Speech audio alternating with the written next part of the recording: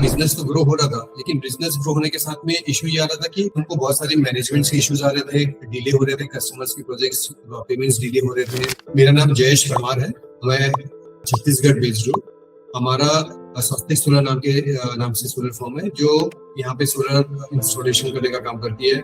हम यहाँ पे छत्तीसगढ़ में रेसिडेंशियल में, इंडस्ट्रियल में, कमर्शियल में सोलर लगाने का काम करते हैं और ये बिजनेस में हम काफी सालों से है, तकरीबन 12-13 सालों से हम ऑलरेडी इस बिजनेस में थे। जैसे जैसे अभी सोलर की अवेयरनेस बढ़ती जा रही, मार्केट में सोलर की डिमांड आ रही थी, तो हमारा बिजनेस तो ग्रो हो रहा था, लेकिन बिजनेस ग्रो होने के साथ में इशू ये आ रहा था कि क्योंकि ये प्रोजेक्ट्स होते हैं तो हर एक प्रोजेक्ट जो रहता है वो उसके अपने यूनिक चैलेंजेस होते हैं और उसकी इंडिविजुअली मॉनिटरिंग चाहिए रहती है। तो इसके वजह से हमको बहुत सारे मैनेजमेंट के इश्यूज आ रहे थे, डिले हो रहे थे, कस्टमर्स की प्रोजेक्ट्स पेमेंट्स डिले हो रहे थे। जब से लेकिन हमने आईडीएमएल ज्वाइन किया तो बहुत काफी सारी चीजें स्ट्रक्चराइज हुई। हमको ओवरऑल बिजनेस का एक स्ट्रक्चर समझ में आया, कैसे उसको बाइफरकेट करें, कैसे एक एक करके चीजों को स्ट्रीमलाइन करें। जैसे प्रोजेक्ट मैनेजमेंट सिस्टम बनाया, लीड मैनेजमेंट सिस्टम बनाया, परचेज मैनेजमेंट सिस्टम बनाया, एचआर का बनाया। तो जैसे जैसे एक एक मॉड्यूल बनता गया, एक एक मॉड्यूल में पहले हमने क्या करते थे, जैसे प्रोजेक्ट मैनेजमेंट है तो पहले प्रोजेक्ट की पूरी प्लानिंग हुई, टास्क एनालिसिस हुई कि इस प्रोजेक्ट कोई भी प्रोजेक्ट में क्या क्या स्टेप्स होते हैं, सीक्वेंशियली क्या क्या होता है, उसमें कितना टाइम लगता है, कौन कौन इन्वॉल्व होता है, कौन ओनर होता है। फिर उसके हिसाब से प्रोजेक्ट मैनेजमेंट का ट्रैकर बनाया गया, उसको रन करने के लिए एक प्रोसेस कोऑर्डिनेटर को ट्रेन किया गया। तो ये एक एक स्टेप्स करके काफी कुछ जो वाटर लीक हो रही थी, कहीं पे इश्यूज आ रहे थे, ओवरलैपिंग हो रही थी, मॉनिटरिंग हो पा रही थी, वो चीजें एक करके सॉल्व हुई।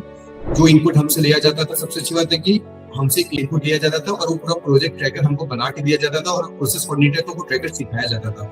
इसमें हमारा ज्यादा इन्वॉल्वमेंट नहीं होता था, वो मॉनिटरिंग करते थे और एक इनपुट देने का काम होता था डिजाइनिंग फेज से। तो इससे ओनर का जो रहता है, एक धीरे धीरे जब टास्क रिलीज होता है तो वो फोकस कर पाता है ग्रोथ में, आगे में बिजनेस अपॉर्चुनिटीज में। तो ये बहुत अच्छा सपोर्ट मिला। जैसे मैं एग्जांपल आपको दिखाता हूँ, ये है जैसे हमने एक प्रोसेस ट्रैकर बनाया, कोई भी रिक्वायरमेंट पहले आती थी, एक दूसरे को वर्बली हम बता देते थे कि ये रिक्वायरमेंट है, ये मंगवाना है। फिर होता था कि कोई भूल गया, किसी ने नहीं मंगवाया, कभी डिले हो गई। तो पहले तो पूरा एक एक आइटम का लिस्ट बनाई गई, उसमें कितना टाइम लगेगा, कहाँ से आएगा, वो बताया गया।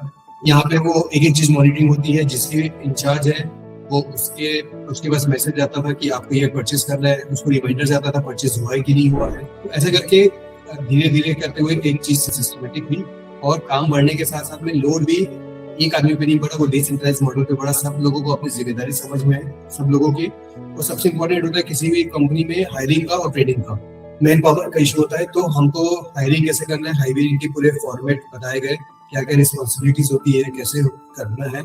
और उसके बाद होता है हायरिंग तो हो जाती है, हायरिंग होने के बाद में अगर उसकी प्रॉपर ट्रेनिंग नहीं होती है तो वो अच्छा मतलब ये होता है तो टिकता नहीं है, और वो अगर टिक भी जाता है तो अच्छा परफॉर्म नहीं कर पाता है। तो उसके लिए हर एक पोजीशन के लिए उसकी टास्क लिस्ट बनाई गई, उसकी स्किल मैपिंग की गया, उसका एसओपी बनाया गया, उस एसओपी का वीडियो बनाया गया, ताकि कोई भी जब नया बंदा उस पोजीशन में आएगा तो उसको वो वीडियो दिखाया जाए।